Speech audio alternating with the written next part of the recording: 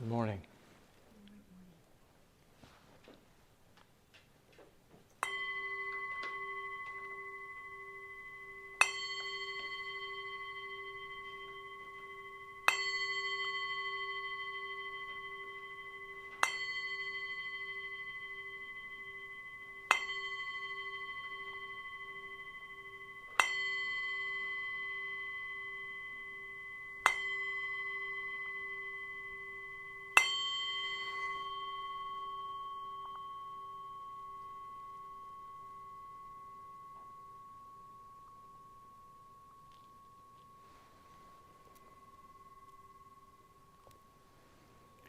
Will you please stand and we will recite together the Three Refuges.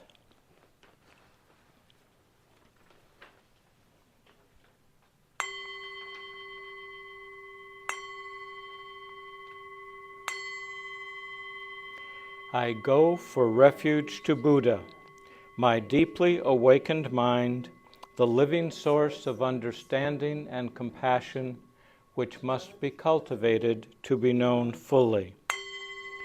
I go for refuge to Dharma, the path of mindful living, leading to healing, joy, and enlightenment, the way of peace, which must be cultivated to be known fully.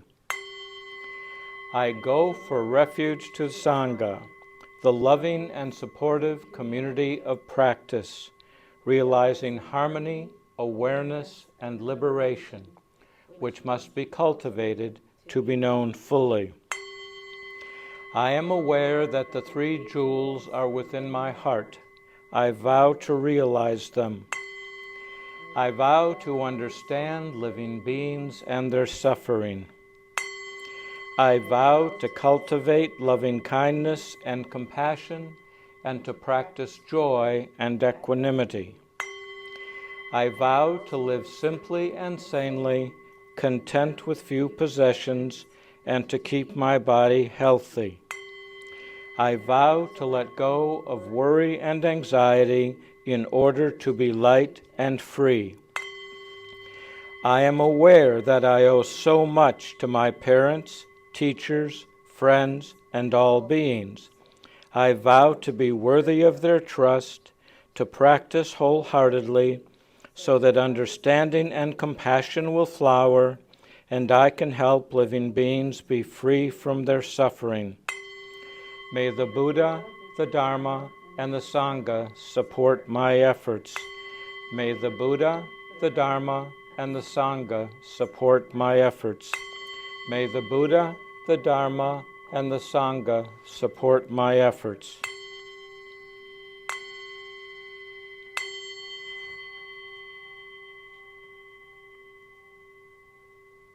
And we bow. And then on the next page is the Maha Prajna Paramita Hridaya Sutra, the Heart Sutra, which is recited in every Buddhist temple worldwide at every service. The Maha Prajna Paramita Hridaya means the perfection of wisdom sutra. There are tens of thousands of pages written about this, and we just chant it.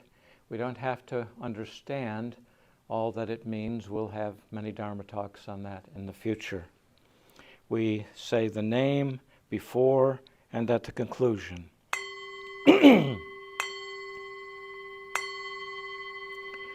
The Maha Prajna Paramita Hridaya Sutra.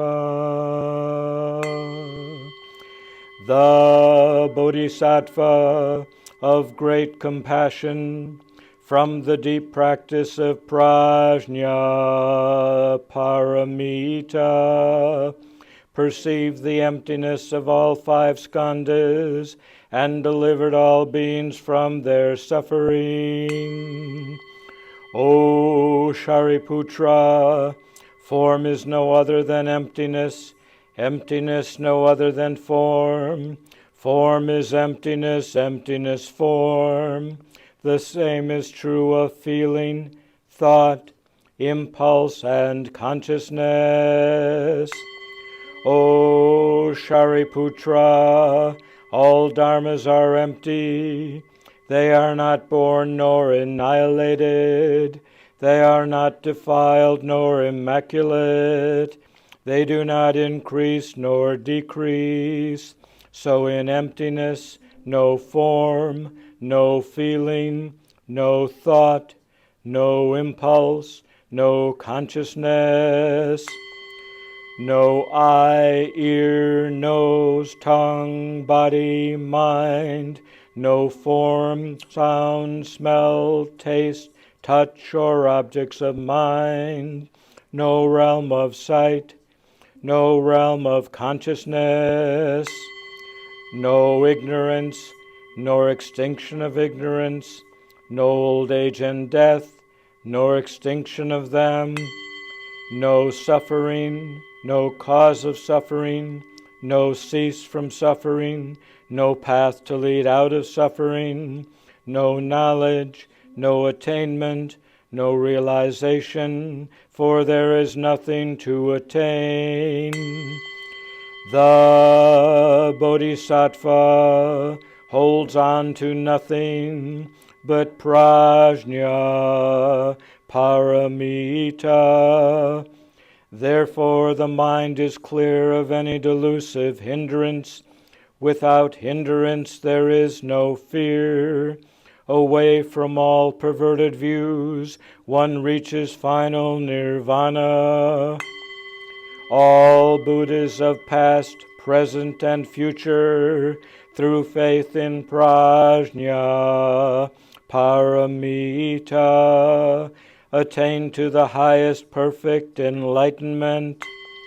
Know then the prajna, paramita, is the great dharani, the radiant peerless mantram, the utmost supreme mantram, which is capable of allaying all pain. This is true beyond all doubt. Proclaim now the highest wisdom, the prajna, paramita. Gate, gate, paragate, parasamgate, bodhisvaha. Gate, gate, paragate, parasamgate, bodhisvaha.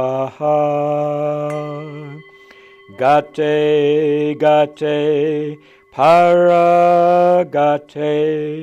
parasamgate, bodhisvaha.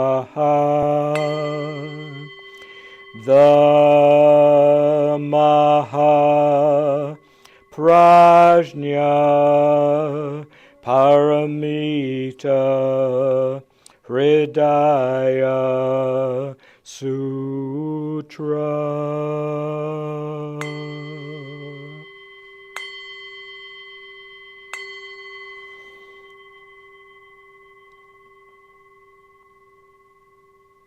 And we bow.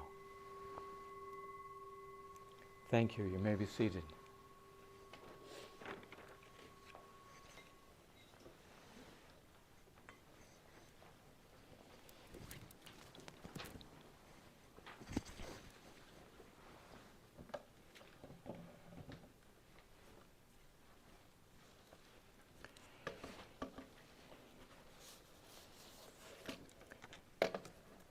I'm pretty geeked about the Dharma talk today. As you know, I have been slowly introducing different Buddhist concepts as we've been meeting as a Sangha, a brand new Sangha, with many people who do not have a background in Buddhism.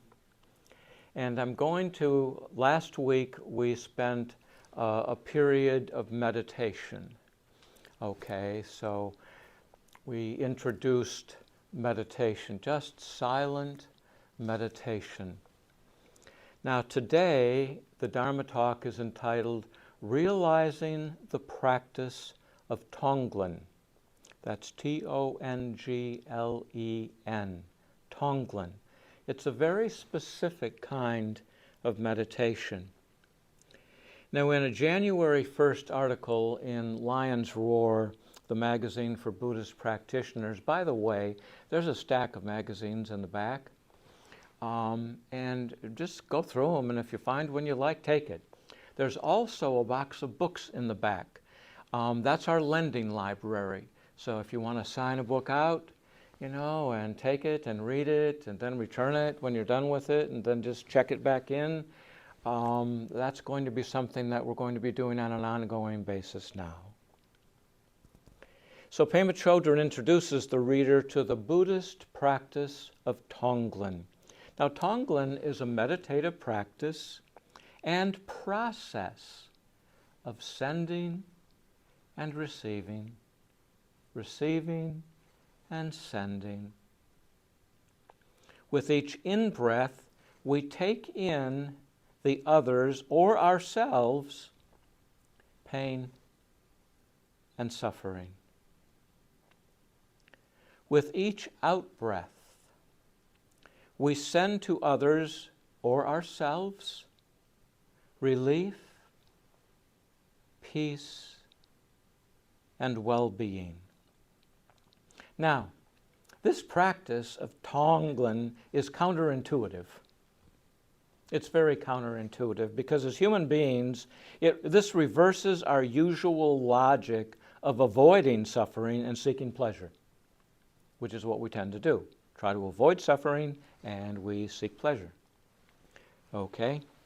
In the process of Tonglen practice, we become liberated from our previous conditioning of selfishness.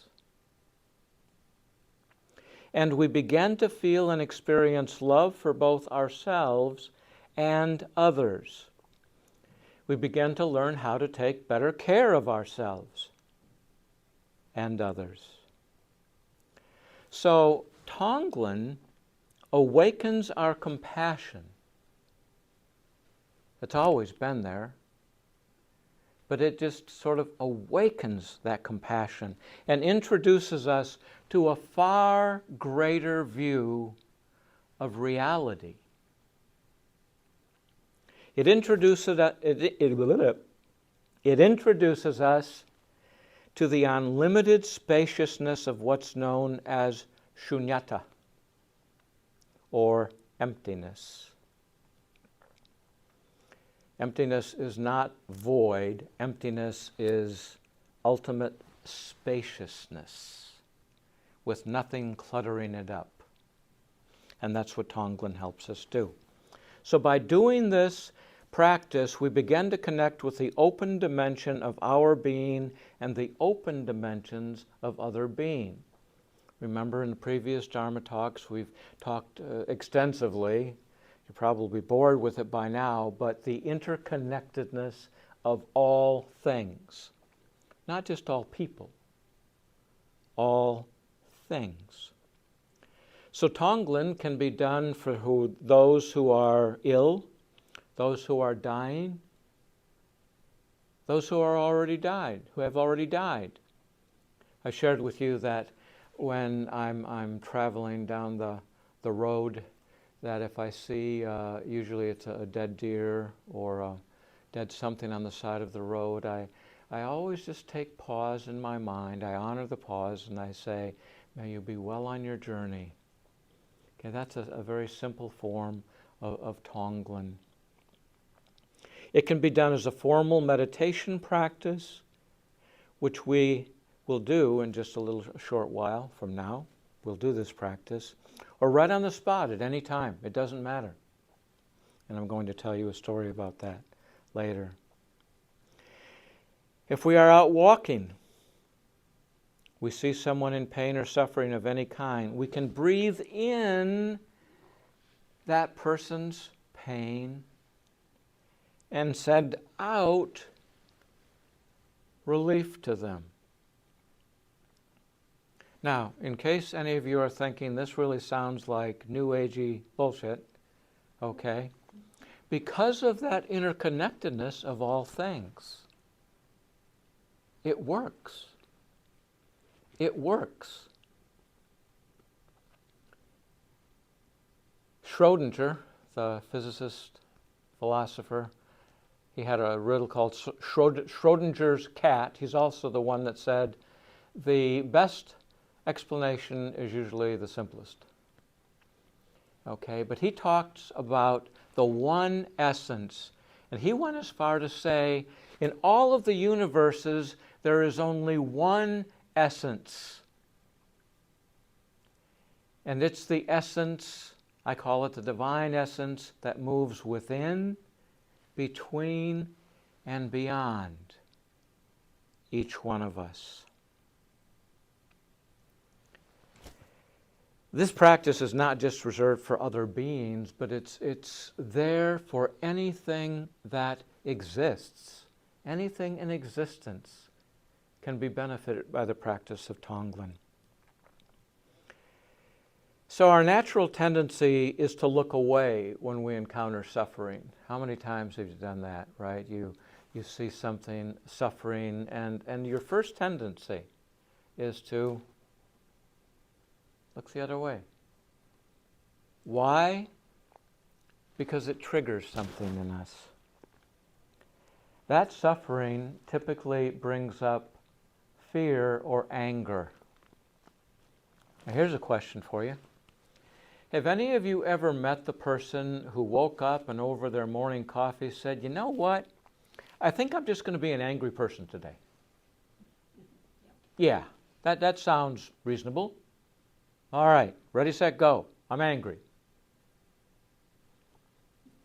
People like Morgan and I, or others of you who work in the healthcare profession, understand that anger is simply the mask we wear for an even more powerful emotion.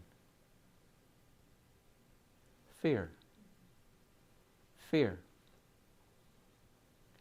And when I was at Myoshinji Temple in Monroe, Wisconsin, the teacher there, she had an acronym for fear. False expectations about reality. If we have false expectations about reality and we understand it's not going to turn out the way we want it to, we get fearful. And that triggers the mask we wear, the anger. It brings up our resistance. The suffering brings up our resistance and our confusion. So we can also do Tonglen for all the people just like ourselves, all those who wish to be compassionate, but instead are afraid. All those who wish to be brave, but instead are cowardly. Rather than beating ourselves up, we can use our personal stuckness as a stepping stone, as a springboard to understanding what people are up against all over the world. Breathe in for all of us. Breathe out for all of us. Use what seems like a poison as a medicine. We can use our personal suffering as the path to compassion for all beings and for all things. Now there are 4 stages to Tonglen. The first is what we call the flash on bodhicitta. So rest your mind. It begins by resting your mind for a second or two in a state of openness or stillness, just stillness. This stage is traditionally called flashing, not in the sense we used it in the 60s, 70s, 80s, 90s, and 2000s, okay? Flashing on absolute bodhicitta, which is what? It's awakened heart-mind, or opening to basic spaciousness and clarity. Number 2, begin the visualization process. First of all, we typically want to work with texture. What do we breathe in? We breathe in feelings of heat, cold, darkness, heaviness, a sense of claustrophobia. The breath out, we breathe out feelings of coolness, brightness, and light.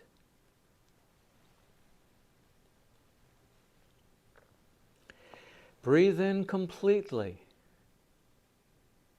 taking in negative energy through all the pores of your body.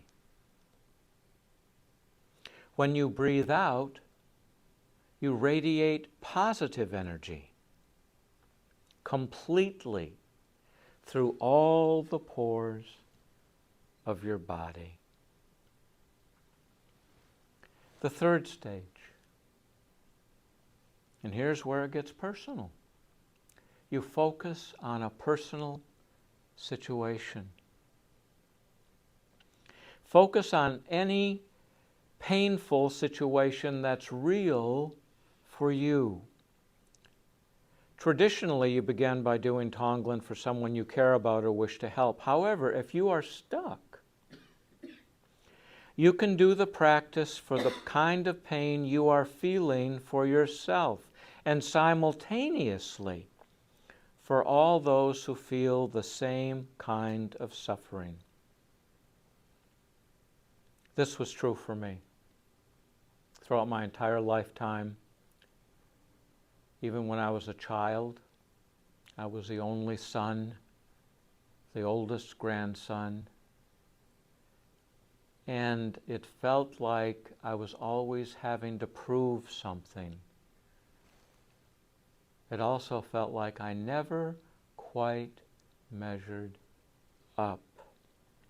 So I was feeling very inadequate in all circumstances. Inadequate. So I breathed that inadequacy in deeply through all the pores of my body.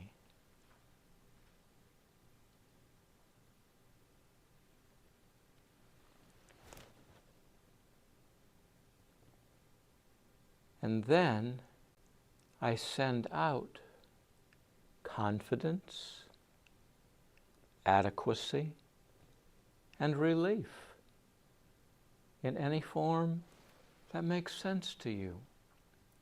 For me, it was the continually having to tell myself, breathing out, I am good enough.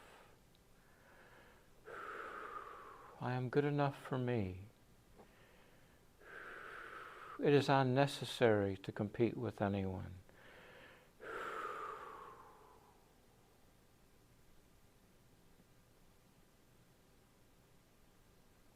You can breathe out for yourself and for all others in the same situation.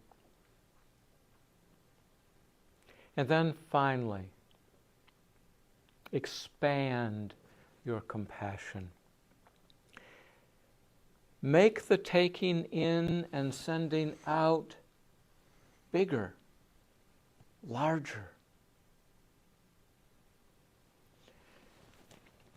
If you're doing Tonglen for someone you love, extend it out to all those who are in the same situation. If you are doing Tonglen for someone you see on television or on the street, do it for all the others experiencing the same situation. For example, this is a perfect, timely example.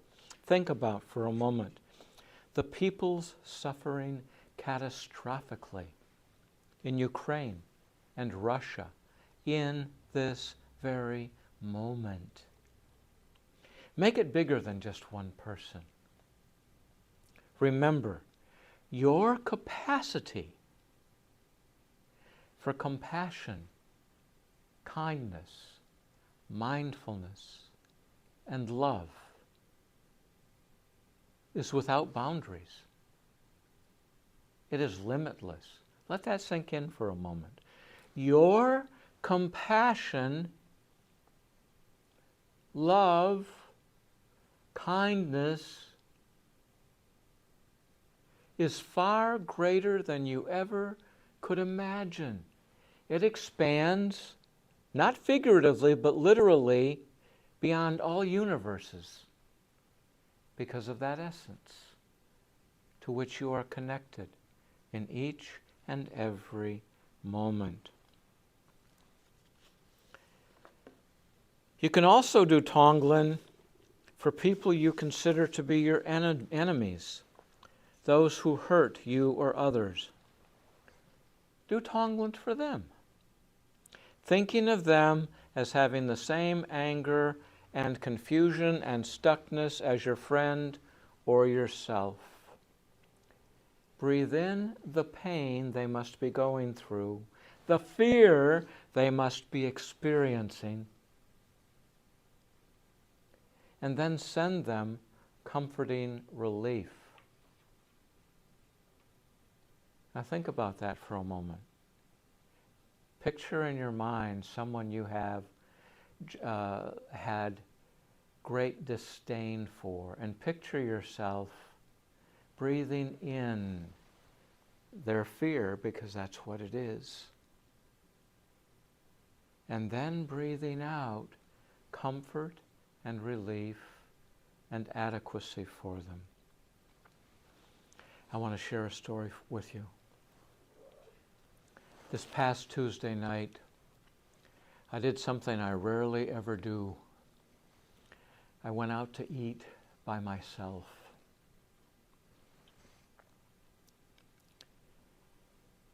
I went to Buffalo Wild Wings because I just wanted to watch some sports. I was seated at a table against the wall and watching the TVs, and there was really nothing out of interest. And then this mother and her teenage son came in, and they were seated at the table right beyond me, and they had their backs to me. And I just noted it. And as a typical teenager, he needed money to go play the video games. Okay, so he would go and they'd order food, and then he'd come back for more money, and he'd go and the food would come. And then he'd come back for more money, and Mom told him to sit down and eat, okay? In the meantime, I noticed another mother, about the same age as this one, with a clearly autistic daughter. And they'd made 2 or 3 circuits with the daughter in the lead and the mother just right behind, being patient, loving, okay, keeping an eye on her daughter. And about the 4th time they made the round, they stopped at the table right in front of me.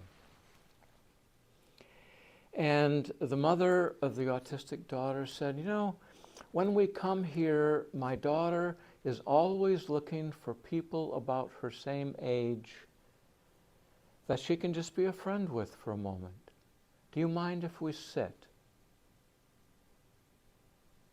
And the other mother said, absolutely.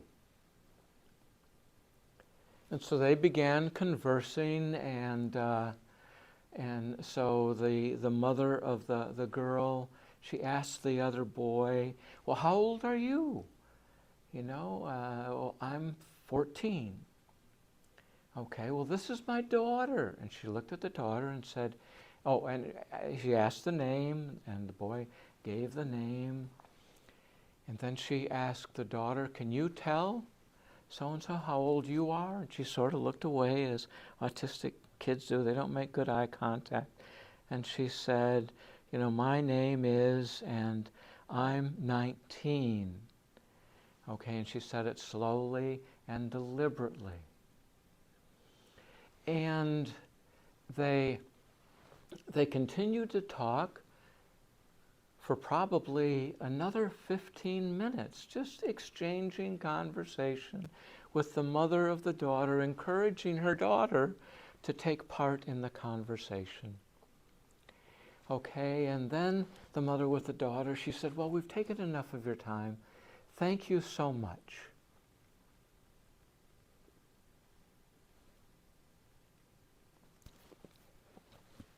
And when they got up to leave, the daughter passed me. She wouldn't look at me, but she passed me. And I stopped the mother. I just held my hand up and she stopped.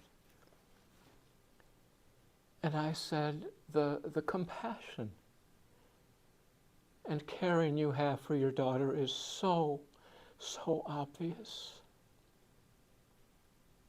And she just put her hand on my shoulder. And she said, I think you would do the same thing. And they left. And then the other people, they were fast eaters, okay, and so when they got up about 5 minutes later to leave, the boy walked by and I stopped that mother. And I said, that single act of compassion from you to that mother and daughter did not go unnoticed. It's already out into the universe. It was seen. Please know that. And of course, then I started to cry and she started to cry. And she just said, she put her hand on my shoulder and she said, have a blessed day. And they left. And I sat there and suddenly the televisions all around me were irrelevant. I was just basking in this overflowing moment of compassion that I had just witnessed.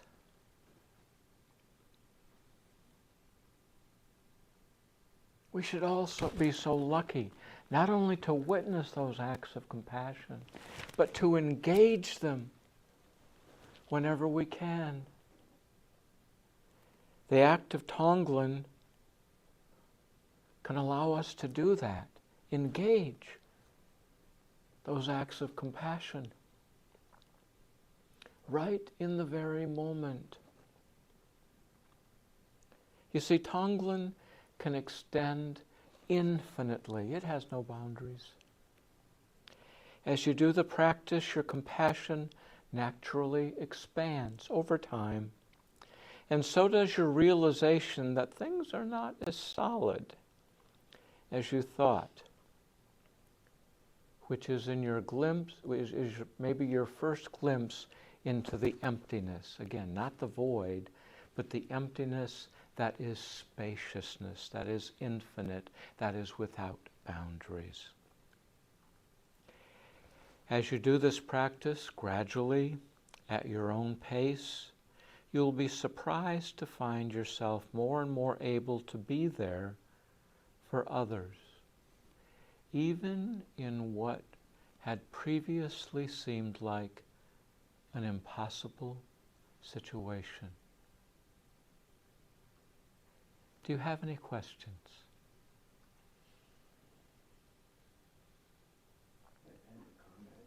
Yes, please.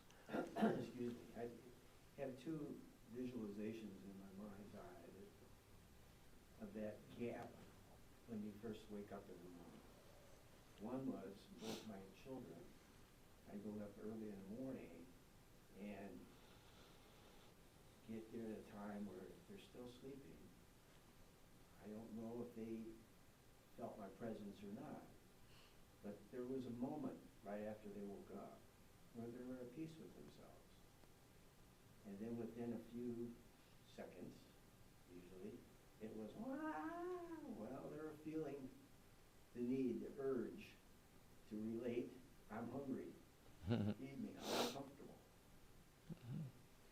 And so we try to, as a parent, then be compassionate towards your child. I don't say, go back to sleep. I'd like to go back to sleep. Go back to sleep. You don't say that. You take care of that need. The second one was that I want to share was that, when I was told I had cancer, I'd wake up in the mornings and I had just a 5 to 10 second, didn't have a thought about cancer. I was glad to be awake. And took in the sun, or the warmth of the room, but then it hit me, the fear. I'm going to die, maybe. that few seconds became a treasure. And I shared that with my friends and a few of my buddies who actually said, "Oh, you're full of shit. You know, you just, that doesn't happen. You have cancer." Now, these are military people. Yeah, actually, you might die. Get over it. Okay, we're all going to die. They weren't even Buddhists, but they were military. The third one was that when I was in the military and going out on maneuvers, the guys that I was responsible for were scared, marching through the jungles and those types of things. And they would be crying sometimes just before dawn. When you would get up in the morning, I'd walk around and you could hear them. And you'd go in and talk with them. And the issue was they needed that compassion at that point. They wanted me to say, "You're not going to die, everything's going to be okay." Because that would be a lie to them. Helping them to understand that we don't know what's going to happen. Yeah, we all may be killed, right? But you have a gift, and that's your training. That you're going to use that moment, to use that training to keep the other person alive and to keep you alive. So you make a good choice. But there's some things that we can't control. And that's when I came up with the stop sign thing. I think I shared that with you. I want you to visualize in your mind's eye that stop sign that we used to see in the States all the time when you're driving. Stop, it's there. Stop, it's there. And also something we can use here. Stop, don't do a thing. Hang on to the moment. Think. Use the skills that you've learned. And then when the time comes where there may be that stress in front of you, you choose the skill with the best option. And that's your plan. What's going to happen after that? We don't know. But you have that moment to make that decision. You have a choice here. And as I approach my life, I look at it, I always have the choice how I'm going to respond. Do I respond with fear and anger and disgust? And it's there many times, particularly politically, but then I have to make that choice. Not only as a Buddhist, but as another human being with other living human beings. And that moment, that precious time that we have to make that choice is sometimes quick. But we make the best choice we can at that moment, given our experiences in life, our education, our spiritual, religious beliefs. And we're doing, the majority of people, I believe, are doing the best they can do within that moment. But they're prosecuted then if they make an error in judgment.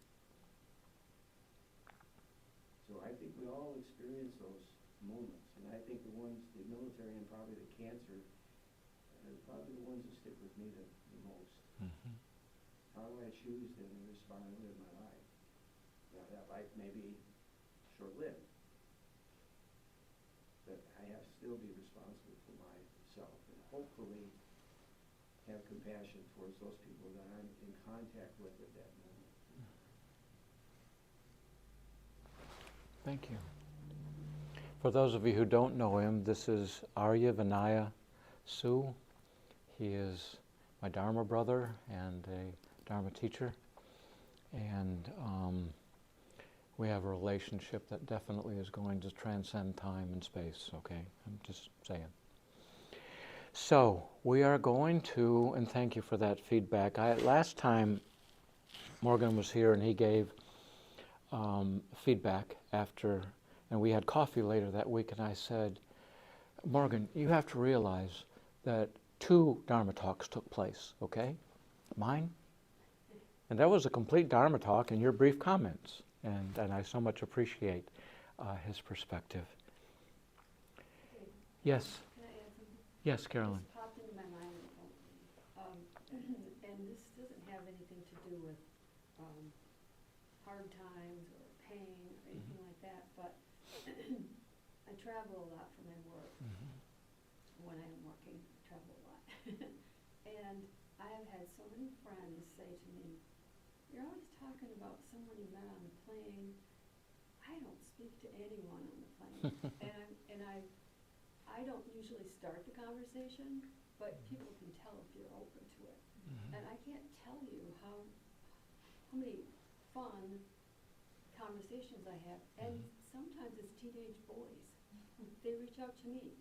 And, young men, way too young to be attractive, but we just have fun conversations. And I think if nothing else, I'm just spreading kindness. And in your own way, that is a source of Tonglen for you. You're sending out this positive energy. And I'm getting it back. And you're getting it back. Yes. Yes. All right. Let's prepare yourselves for meditation. Get comfortable. Get in the position you would typically get into to meditate.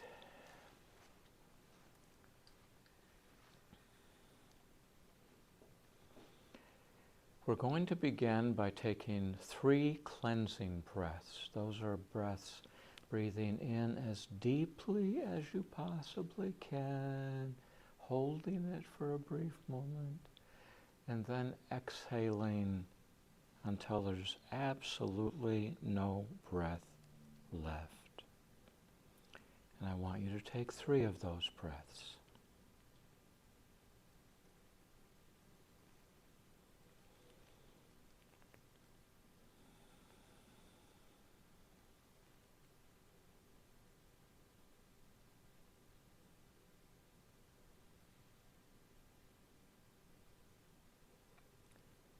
And then I would like you just to get into your normal, easy routine of breathing.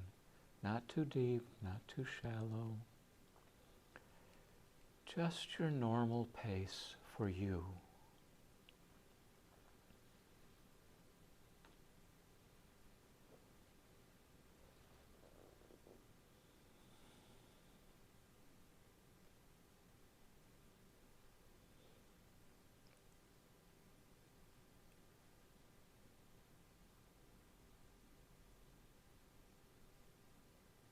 Now I would like you to think about just one unfavorable experience that you personally had this week.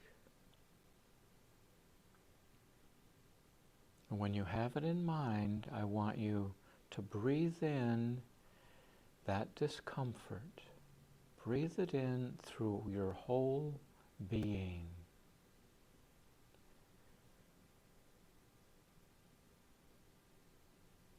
And then breathe out relief, peace,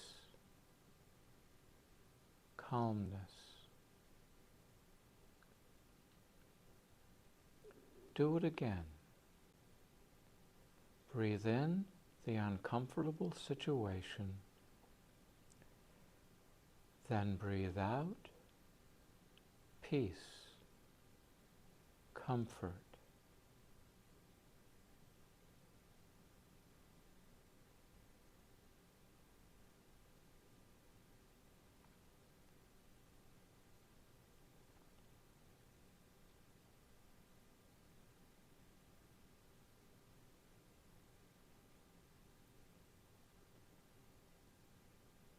Now I would like you to bring to mind someone close to you who is suffering for whatever reason. Have that person clearly in mind. Picture them. Picture their suffering.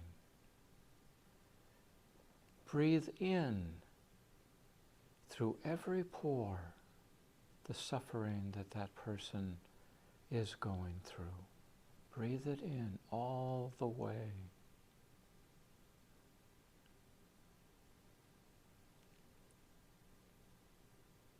And then breathe out relief,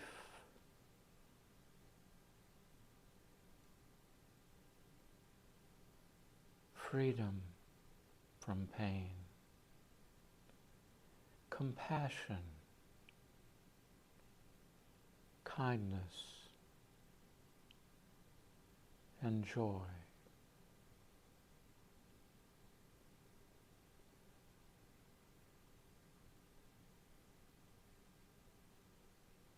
I want you to do it again. Picture that person and their suffering. Through every pore in your body, breathe in that suffering. Make it your own. And then breathe out relief, freedom from the suffering, from the pain, compassion, kindness, joy.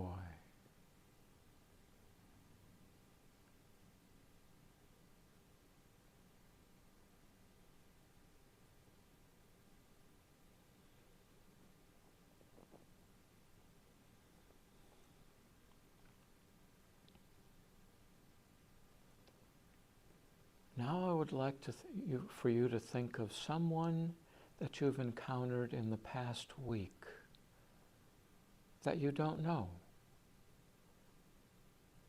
but you saw that they were struggling in some way. Picture that person clearly. Picture the struggle. Have a vivid image of it. And breathe in deeply that struggle. Breathe it all the way in. And then as you breathe out relief from that struggle. Compassion for that person you really don't even know. Kindness. And wish joy and peace for them.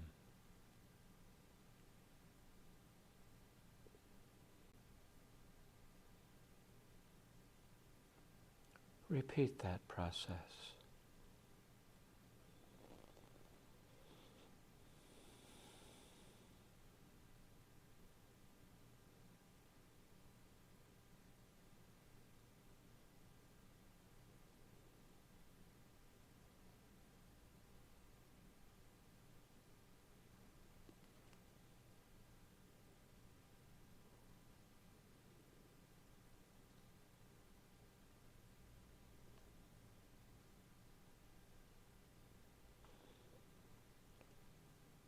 Now I want you to expand this practice out through your community, your city, our state,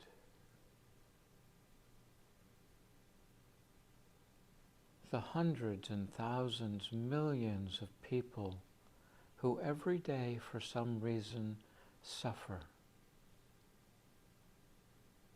are in some kind of angst or fear, or are feeling inadequate, or angry, or upset.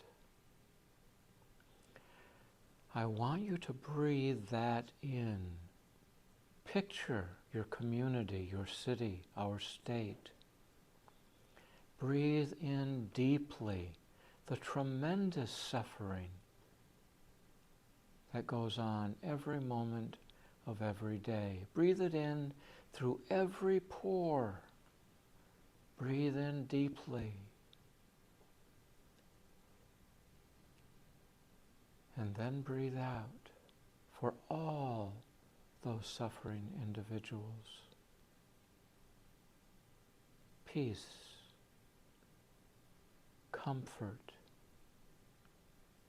freedom from what they're going through, safety, joy, and kindness.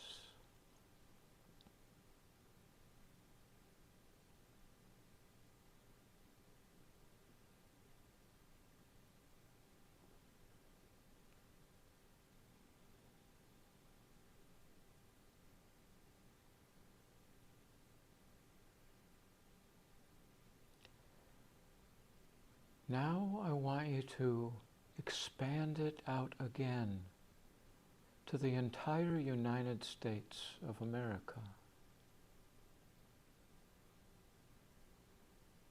So much pain, so much struggling, issues with weather, climate disasters, brokenness, lack of money, inability to feed oneself or family, the struggling millions of homeless people, some very close to home, others on the distant shores.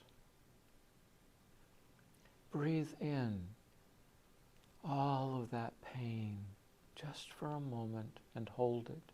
Hold it in your heart. Hold it in your mind. And then breathe out through every pore in your body. Relief from their suffering. Breathe out compassion, even for circumstances about which you can do nothing. Breathe out kindness, joy, love, serenity.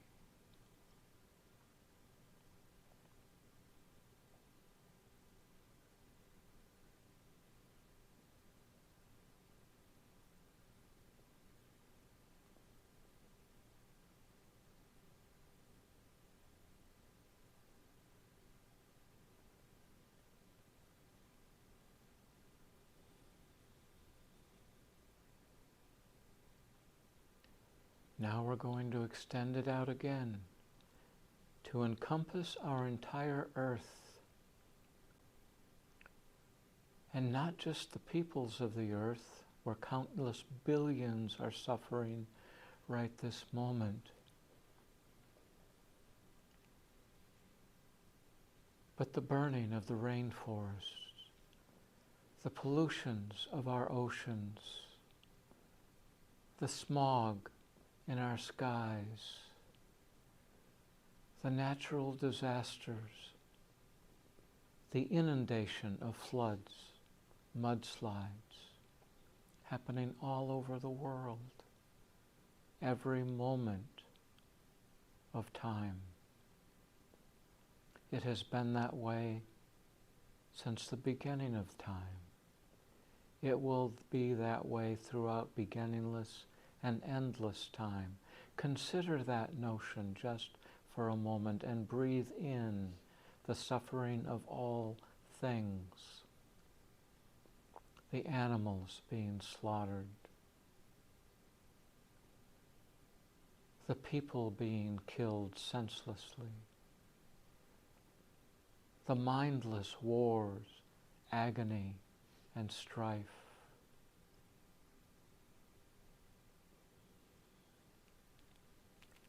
And then breathe out, not only to yourself, but to everyone else you know. Breathe out an all-encompassing breath of compassion, well-being, so intense that other people all over the world pick up the essence that you are sending out right now and begin sending it out as well.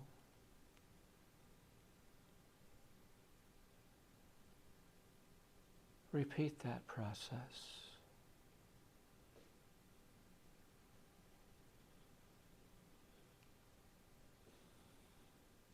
Breathing in, I breathe in pain and struggle for all things. Breathing out, I breathe out compassion and love and kindness and mindfulness and peace and safety for all things.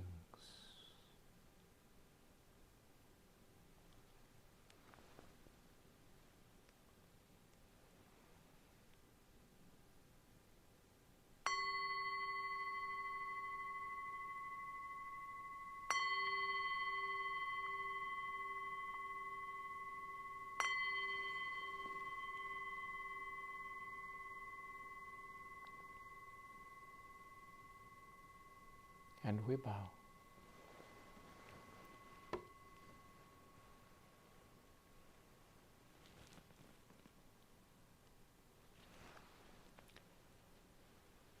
That is your introduction to the practice, the meditative practice of Tonglen.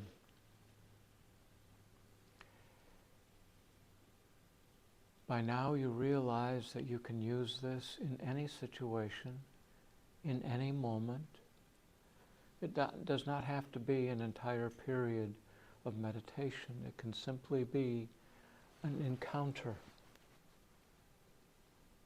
Something you encounter in yourself or something you encounter in someone else. Love them, like them, dislike them, hate them. Makes no difference. You can breathe in your suffering and their suffering. The suffering in you that generates dislike and hate. And in them that generates dislike and hate. And breathe out for both of you. For all of you. Beyond all of you. Compassion, peace, well-being, and safety.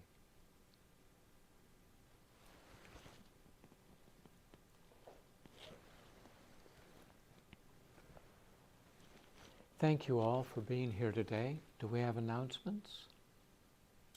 I brought the mala bracelets that Nicole Fisher Draft made for the temple. I've got mine. Do you have yours? So, Yes. please see me if you would like to purchase any of those. She has been such a compassionate partner with us. 50%, $25 those cost, and 50% she is donating back to White Sands Zen Center. So we're very, very grateful for her energies and efforts on our behalf. Any other announcements? Please remember, we are based solely on donations. We don't operate on membership fees, or we don't charge money for the classes we offer. There will be a time when we begin to grow that we will have retreats, and those will cost something because we have to rent a retreat space, and and there are several we've used in the past.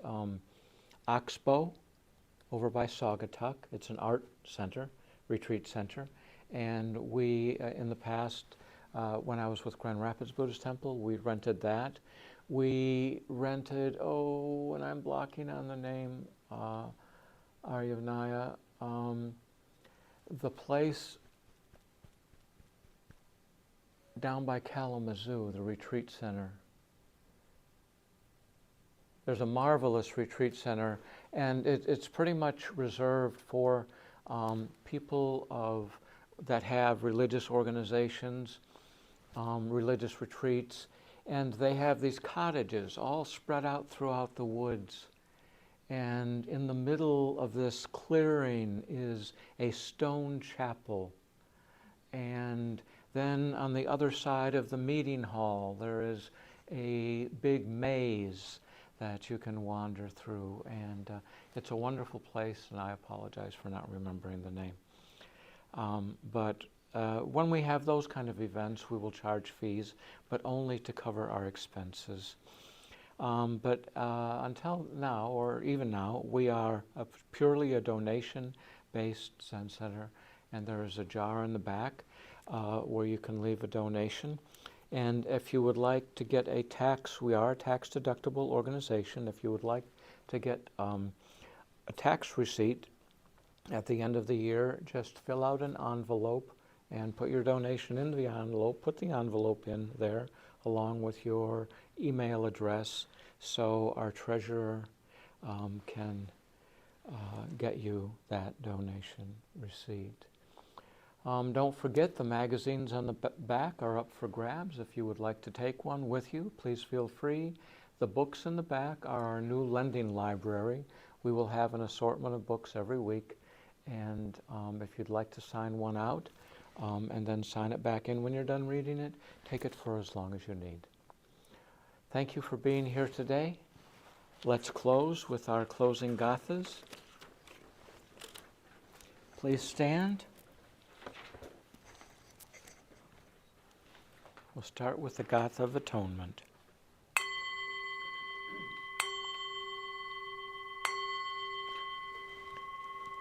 For all unskillful action ever committed by me since of old, on account of my beginningless greed, anger, and ignorance, born of my body, mouth, and thoughts, now I atone for them all.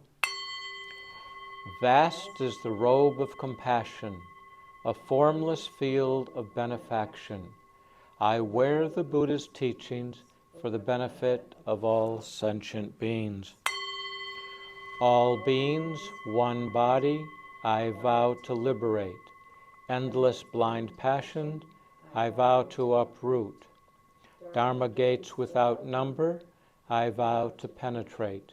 The great way of Buddha, I vow to attain.